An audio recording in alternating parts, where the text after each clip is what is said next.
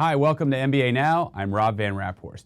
With us this week is our Senior Vice President of Legislative Affairs, Bill Killmer, to talk about the new administration and new Congress that have come to Washington.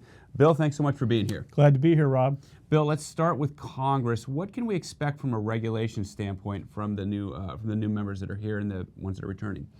Well, I think it's an interesting dynamic right now with the new Trump administration having taken power, Rob. We're waiting for the Senate to confirm a lot of key appointments, OMB, Treasury, HUD, Commerce Department, that have an impact on the economy.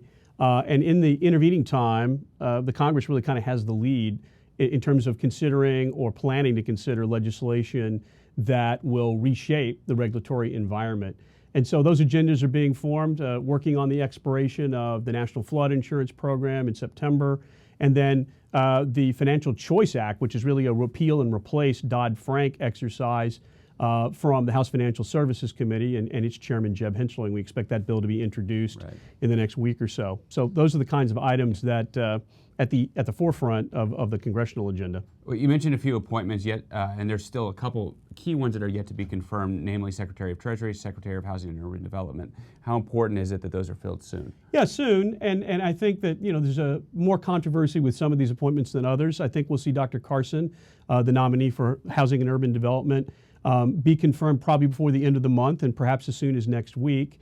There's been a little bit more attention paid to the confirmation process regarding Treasury Secretary Designate Steven Mnuchin. I think what's interesting is both of those gentlemen have been asked about the prospects for housing finance reform. And I think probably the other part of this conversation that's just as critical is filling in those sub-cabinet posts like the Deputy Secretary or at HUD, the FHA Commissioner or the Ginnie Mae President, so that you've got a full team that gets filled out. The same thing would be true at Treasury as well, Rob. Right. So shifting gears a little bit, let's talk about housing finance reform legislation. Is that a possibility in your opinion? Yeah, absolutely. I'm cautiously optimistic we're going to see some action on that, at least the beginning of the debate, before the end of the year.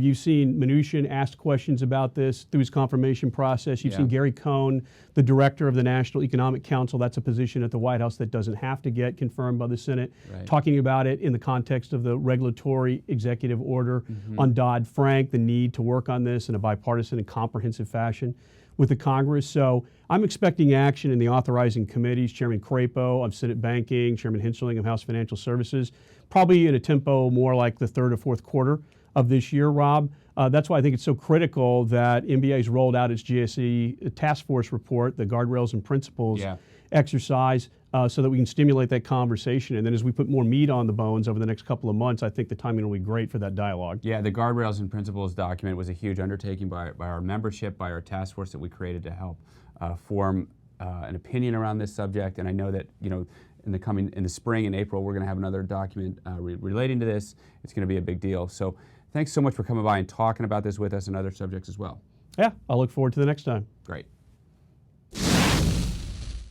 Be sure to follow us on Twitter at MBA Mortgage or check out Mortgage Bankers Association on Facebook and Instagram.